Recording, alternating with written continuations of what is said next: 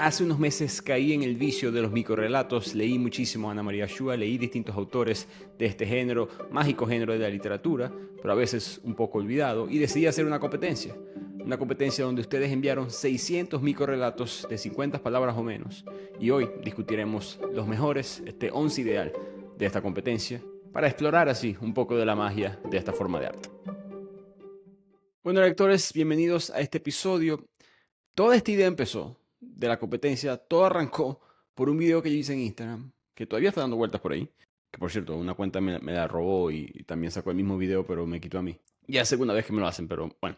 Yo hice este video relatando el microrelato de Ernest Hemingway, los que escucharon el episodio 129 o la entrevista con Ana María Shua, la reina de los microrelatos, episodio número 140, capaz recuerdan esta historia. Pero Hemingway estaba en una fiesta, un evento social con otros autores y estaban discutiendo este concepto de contar una historia profunda con la menor cantidad de palabras posible. Pero están hablando a un nivel mucho más extenso, cuentos cortos, no microrelatos, y Ernest Hemingway dice, yo puedo relatarte una historia profunda, emotiva, en 6 palabras. Y los autores, estáis locos, eso nadie lo puede hacer. Y él dice, bueno, apostemos. Hemingway, que le gustaba, por supuesto, la bebida y los excesos, decidió apostar. Le toman la apuesta y Hemingway dice, bueno, aquí está, 6 palabras. For sale, baby shoes never worn. En español sería, en venta o a la venta, zapatos para bebé nunca fueron usados. Una historia, por supuesto, triste, ¿no? De unos padres que perdieron al hijo, ya sea durante el embarazo o en el parto. Y esa es la magia de los microrelatos, que te permite a ti como lector rellenar el vacío, llevado al extremo con la menor cantidad de palabras posible. Está el famoso microrelato de Augusto Monterroso. Cuando despertó, el dinosaurio todavía estaba allí. Elige la palabra dinosaurio, algo imposible. ¿Cómo va a estar ahí un dinosaurio? Los seres humanos y los dinosaurios ni siquiera convivimos al mismo tiempo. Pero sí lo está. Entonces, ¿cuál es el peso? ¿Cuál es esa carga emocional? ¿Cuál es el trauma que todavía está presente? ¿Qué es eso que nunca te puedes deshacer de tu mente? Entonces, esos mensajes contados con la menor cantidad de palabras posible. Y decidí hacer lo mismo en esta competencia, que fue patrocinada por Busca Libre. Y vamos a regalamos ya $100 al ganador. Y yo en verdad pensé que iba a recibir solamente unos 100, 200 microrelatos. Porque esto es un trabajo, pues hay que sentarse y pensar y escribir. Pero bueno, fueron más de 600 y Martín Campos y yo, los dos éramos jueces en esta competencia, @pueblo lector. Él también fue parte, en verdad, de la organización de este evento. Muchas gracias a Martín, si está escuchando. Los dos leímos todos estos 600 microrelatos para hacer la competencia justa. Exportamos los cuentos, les quitamos, por supuesto, los nombres de las personas que lo enviaron, su email, su ciudad, su zona geográfica, todo para solamente leer el microrelato. Le pusimos un número a cada uno, un número al azar, para no tener ningún tipo de parcialización hacia cualquier defecto que uno tenga en cuanto a eso en la mente, en el cerebro. Y además, yo les iba leyendo cada día como de 30 en 30, de 40 en 40, porque Ana María Shua me contó en la conversación con ella que ya cuando escribe sus microrelatos se los envía a su familia, a sus amigos cercanos, y le envía 10. Y ella pregunta, ¿a cuál te gustó más? Y siempre son los primeros 4 o 5. La mente se cansa, la gente se impacta con los primeros microrelatos, o los primeros cuentos, o impresión de algo, punto, y poco a poco se desgasta. Y Martín y yo leímos en 2 órdenes diferentes. Entonces esa fue la metodología, para hacer lo más justo posible. A final de cuentas, es subjetivo el arte, ¿no? Estos son los cuentos que nosotros decidimos. No te sientas mal si enviaste tu microrelato y no quedó en esta lista. Apenas son 11 de más de 600. Estamos hablando del menos del 2% de las personas van a ser mencionadas en este episodio. Capaz eres parte del top 3%, top 5, top 10, top 25, que es bastante. Hablando con varias personas que concursaron en esto, muchos quieren ser autores, quieren ser escritores. Por favor, sigan persiguiendo eso independientemente de esta humilde competencia.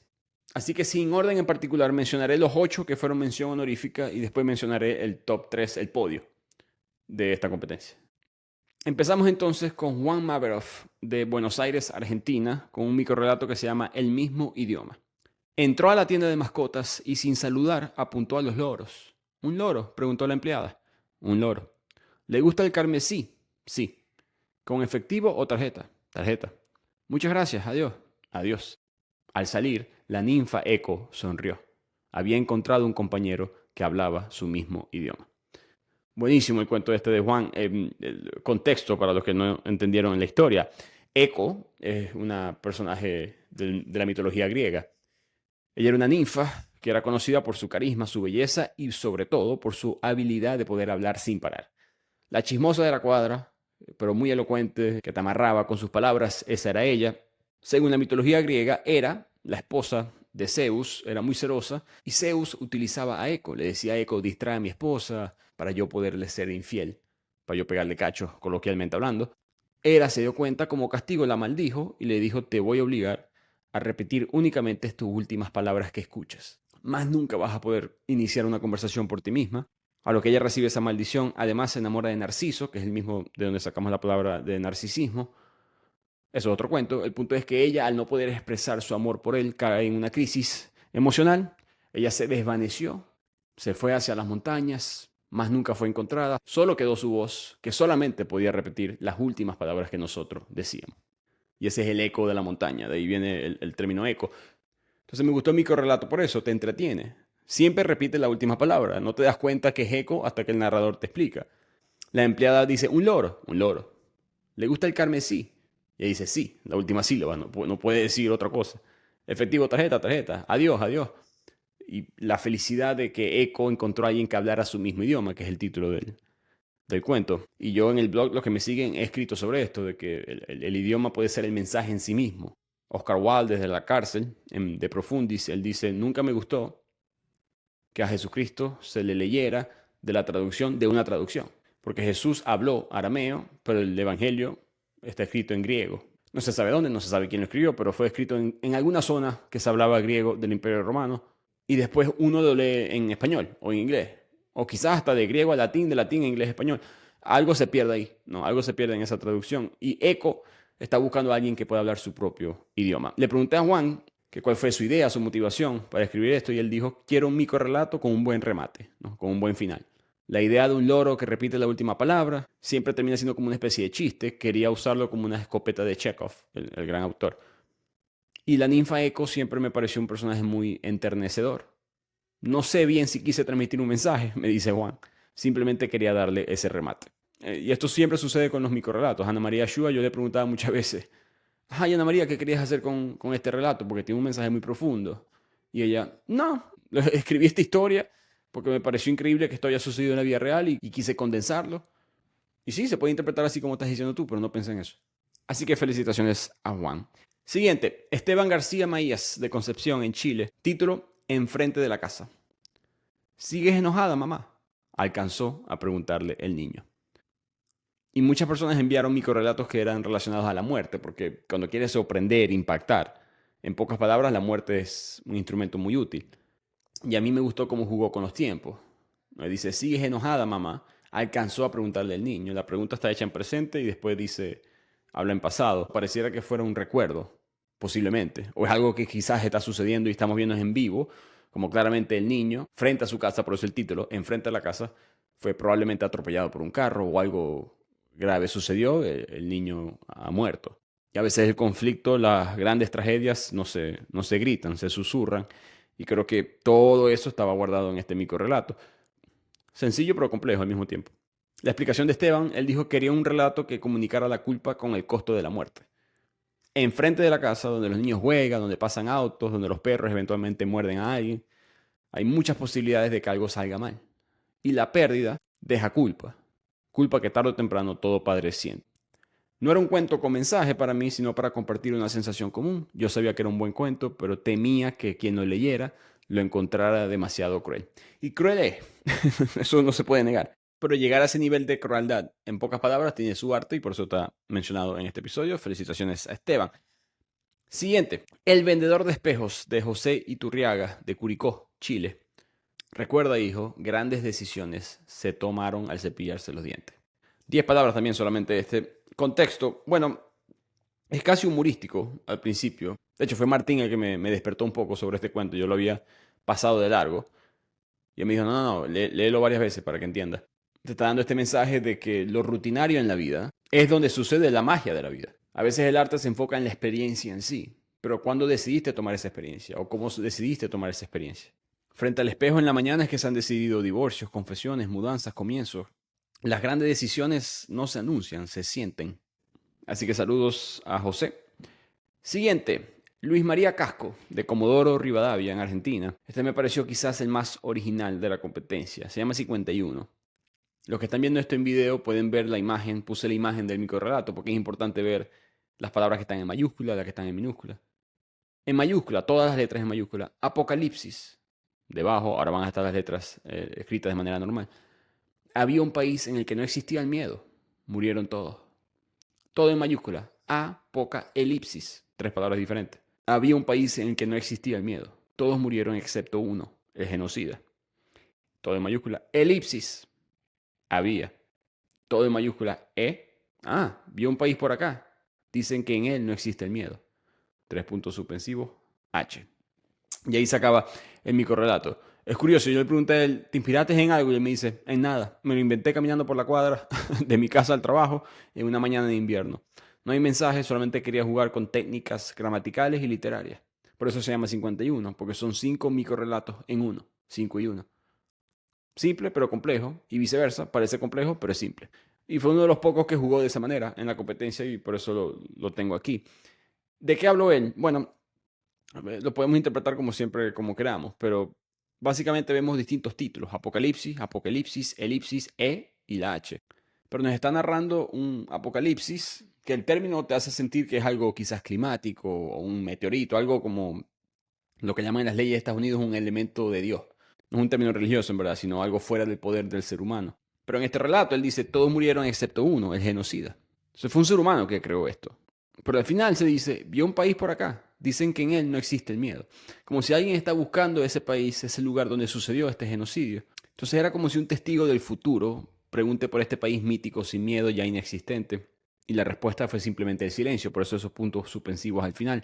Cada vez hay menos respuesta porque cada vez está ocurriendo este apocalipsis. Pero si no quedó nadie, ¿quién está contando la historia? ¿No? Entonces tiene una especie de magia, de misterio. Por eso me divertí bastante con este microrelato. Saludos a Luis María. Pasamos a Rocío Martínez, de Buenos Aires, Argentina. Como pueden ver, muchos argentinos en la competencia. En gran parte porque Martín y yo publicamos esto en Instagram cuando estábamos recibiendo los microrelatos y Martín, siendo argentino, tenía una gran audiencia de ese lado. Estadísticamente era lo más probable. Este se llama Ganadero. Empieza. Por fin soy experto en algo, pensó el capataz mientras miraba los racimos de vacas de ubres ennegrecidas y brillantes. Contó 46 y no le importó ser inexacto. El pasto amarillo le dijo que sí. Después de todo, a los expertos no se les discute. Este fue al revés. Martín lo había dejado como de largo por un segundo y yo, ya, aguanta, léete este.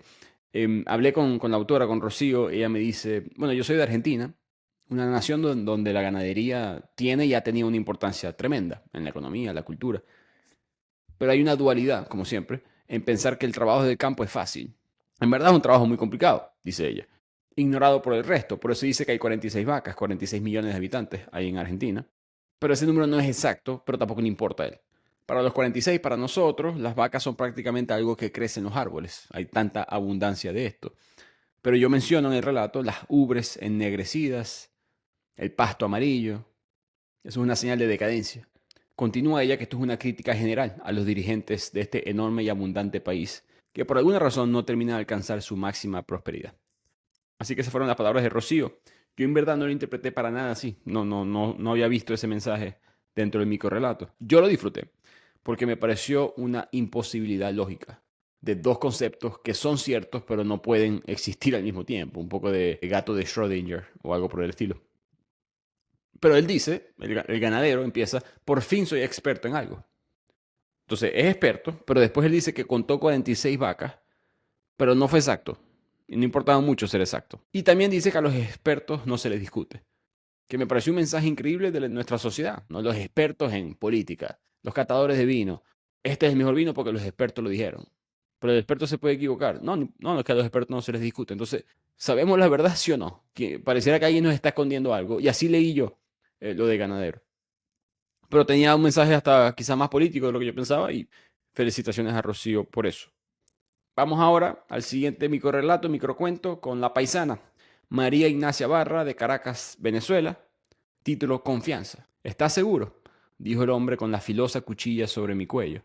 Sí, le contesté a través del espejo. Entonces, despídase de su barba, sonrió el barbero. Bueno, uno rimó. No todos los microrelatos rimaron. No tienen por qué rimar, pero vi a unos que otros intentándolo y ella fue uno de los que lo hizo. No sé si fue con intención. Le pregunté a ella y me dijo que fue casualidad. Ella estaba viendo un episodio de JoJo's Bizarre Adventure. No sé qué es eso. Pero el capítulo termina con el malo, el enemigo, disfrazándose de barbero. Y esa mañana su novio había estado en la misma situación. Aquel barbero, y le estaban afeitando la barba con esa navaja tan filosa. Y ella dice, caray, hay que confiar. Estás a centímetros de la muerte. Entonces ella quería hacer al lector sentir una tensión que hasta cierto punto ella sintió, pero que era absurda. Nuevamente, la diferencia entre lo que el autor escribe y lo que el lector puede hacer con lo que el autor escribe. En el prefacio de Dorian Gray, de Oscar Wilde, una de las cosas que siempre recuerdo, él dice, el que quiera mirar por debajo del símbolo, el que quiera buscar el símbolo, lo hace a su propio riesgo. ¿No? La amenaza a veces es imaginada por el lector, no por el texto. Y eso es un mensaje muy importante de la lectura. Al principio, las primeras frases, ¿estás seguro? Dijo el hombre con la filosa cuchilla sobre mi cuello. De una vez empezamos a sacar conclusiones, especialmente cuando estamos en esta estructura de microrelato. El doble sentido te engañó, quizás tus propios estereotipos te engañó, y eso es un mensaje bastante relevante al mundo moderno. Así que felicitaciones a María. Siguiente, Alfredo Sanz, de Rosario, Argentina, la tierra de Leonel. Su microcuento se llama Chimi, CH y latina, M y latina. Chimi lo sabía. Su dueña tenía una aventura. Un caniche como él lo notaba. Su esposo no lo veía. Una noche el perrito y su amo cenaban solas esperando que ella llegara. ¿Qué pasa, Chimi? ¿Todo bien? No, dijo el perro. Tenemos que hablar, Osvaldo. Explicamos rápidamente el microcuento. Chimi es el perrito de la casa. En la casa viven el esposo, la esposa está teniendo una aventura. El esposo no lo sabe, pero el perro sí lo sabe. Y como un día común y corriente, el dueño se sienta y dice, bueno, Chimi, ¿qué tal? ¿Todo bien? No, dijo el perro, tenemos que hablar, Osvaldo. Le pregunté a Alfredo de dónde sacaste esta historia y me pasó un link de una noticia del periódico La Vanguardia en Argentina. Parece que esto pasó en Córdoba. Un marido descubrió la infidelidad de su esposa porque los loros empezaron a repetir, ven que mi marido no está. Dos loros destaparon la infidelidad. Entonces me gustó mi correlato ya de por sí por eso, pero segundo, esa frase con mucha sabiduría de que no es lo mismo llamar al diablo que verlo venir. ¿Cuántas cosas uno no dice en la vida que uno cree que quiere hasta que las tiene? Y ojalá mi perro pudiera hablar. Sí, estamos seguros.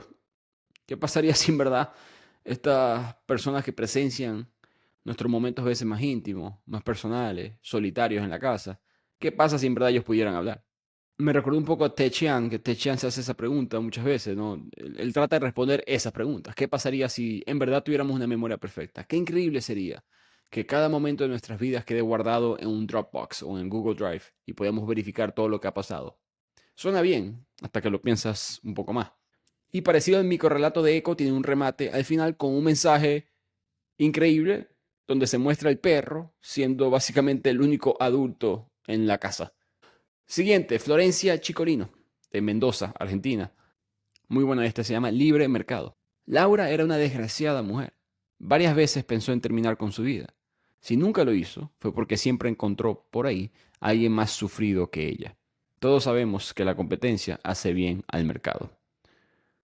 Este fue uno de los más políticos que recibimos. Y ella me dice, es la primera vez que participo en un concurso. Escribo desde que tengo 12 años. No sé en verdad cuántos años tiene Florencia, pero desde que tiene 12 está escribiendo.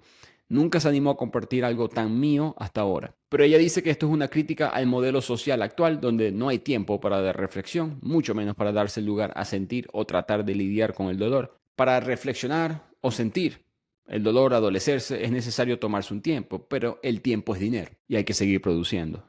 Descubrir que ese otro también carga con heridas nos hace seguir porque así son las cosas. Entonces, uno la crítica al libre mercado con sus conceptos de un punto de vista mucho más humano, una persona que decide no suicidarse. Varias veces pensó en terminar con su vida, si nunca lo hizo fue porque siempre encontró por ahí a alguien más sufrido que ella. Como si hasta para eso hubiese una competencia. Y eso es un alivio. Pero es un alivio que no viene de sanar, sino que puede mirar como la menos sufrida en esta escalera, en esta competencia por el dolor. Y esa última frase es un remate también, un poco más político. Todos sabemos que la competencia hace bien al mercado.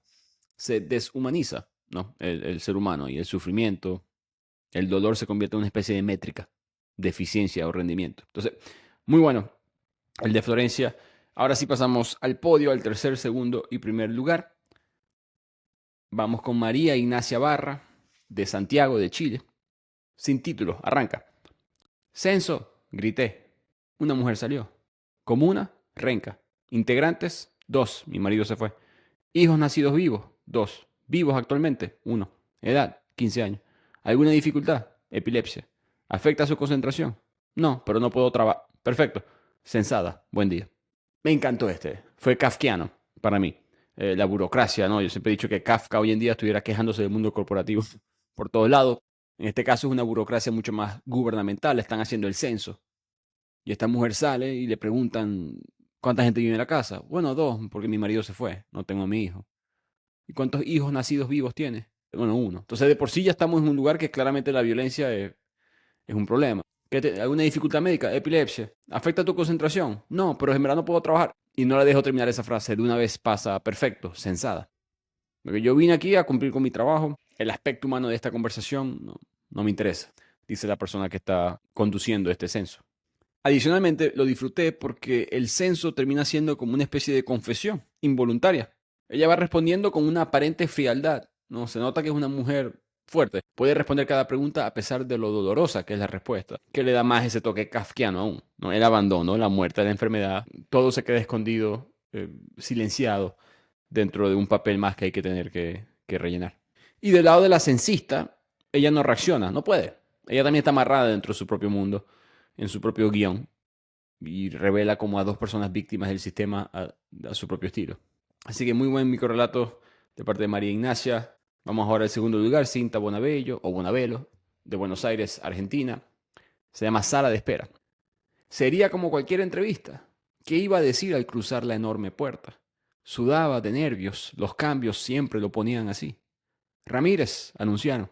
Se levantó, alisó sus pantalones, sacudió sus recientes alas y entró. Me encantó este. Me gustaron todos los que estoy mencionando, por supuesto. Pero me recordó un poquito a Salman Rushdie, que él es un escritor, entre otras cosas, de realismo mágico. Uno piensa que es una entrevista de trabajo o algo por el estilo, pero después te das cuenta, mi alma lleva, porque esta persona tiene alas en su espalda, es un ángel, potencial ángel, y está en la sala de espera. Pero sala de espera uno lo conecta mucho con el doctor. Entonces es alguien que está muerto. ¿Es un ascenso o es una ascensión? Nunca lo sabremos, eso es lo inquietante, eso es lo que me dijo Cintia. La cito a ella. En el caso de sala de espera, todo nos indica que se trata de un relato realista. Y sin embargo, los últimos datos que nos arrojan nos hacen caminar sobre el hilo fino de la realidad, dejándonos con esa eterna incógnita. ¿El hombre estaba muerto o es una figuración o metáfora por un posible ascenso? Para hacer esto del género fantástico bien, en microrelatos tiene que tener un tono bastante neutral, que Cintia lo tiene. Porque lo sobrenatural va a tener que romper con lo cotidiano de una manera muy natural. Así que saludos a Cintia. Primer lugar, César Lugar Castro de Salta, Argentina. El refrán es el título de este microrelato. El niño quedó horrorizado al ver el cuerpo desfigurado del hombre que saltó a las vías del tren. Y como él no entendía de metáforas, pensó que quizás a eso se referían los adultos cuando decían, el tren pasa una sola vez en la vida. A mí me gustó muchísimo este relato porque toca un tema que yo debato mucho, que es nuevamente este concepto del lenguaje como no herramienta para entender el mundo, sino como tu entendimiento en sí del mundo. Y el mundo de los adultos y los niños están desconectados en ese aspecto. El adulto habla en metáforas, el niño lo interpreta como una realidad. El tren pasa una sola vez en la vida, es básicamente aprovecha tus oportunidades. Pero el niño está viendo la forma literal de eso. Un hombre desfigurado en las vías del tren. El niño, más inocente, no ha sido moldeado por la sociedad, va a interpretar el mundo sin filtros, sin ironía, sin metáfora. Va a ver las cosas quizás mejor que nosotros por lo que son. Hay un microcuento que yo leí, no en esta competencia, fue en otro libro, no recuerdo cuál. Pero el título era algo así como Papá se fue al cielo y después sale un niño construyendo una escalera para ir al cielo a buscarlo. Cuento horrible, te parte el corazón. Pero muestra a veces como los refranes, la manera que nosotros interpretamos el mundo quizás tiene un significado absurdo o trágico para los que no lo han entendido así todavía. Quizás nosotros banalizamos un poco el lenguaje, sus implicaciones. El tren pasado una sola vez en la vida es una advertencia positiva, un empuje para que tomes una decisión que pudiera darte un gran beneficio, pero en este caso es trauma. quizás nosotros lo estamos interpretando mal. Y ese mensaje, en general, lo acepto mucho. Le pregunté a César qué lo inspiró y César dijo, lo que me inspiró fue el concepto vacío, como se entiende en la filosofía taoísta. Tomé a un niño vacío, se refiere a vacío en que no tiene estas preconcepciones del mundo, que no va a entender ese refrán como lo hace el resto de la comunidad adulta, como lo hace el resto del mundo. Y porque la meta de los microrelatos es que el lector haga la mayor cantidad de trabajo posible con un mensaje que te impacte, que te llegue, con la menor cantidad de palabras posible. Elegimos a César Lucas Castro como el ganador. Felicitaciones a él y a todos los que concursaron. Esto fue una competencia de amateurs, ¿no? De lectores, que muchos, como escuchamos, no han escrito nunca o habían escrito, pero para ellos mismos. Así que espero que haya sido una oportunidad de traer quizás obras, proyectos, conceptos, ideas que nunca hubiesen visto a la luz del mundo. Y ya cada quien que está escuchando puede decir si les llama la atención este tipo de arte, estos microrelatos que elegimos al final Martín y yo. Fue una bonita competencia, fue una bonita experiencia, en verdad. Muchísimas gracias. Muy honrado de que hayan enviado sus microrelatos, que hayan tomado su tiempo. Los espero en el próximo episodio de Bibliotequeando, donde resumiremos La vegetariana de Han Kang.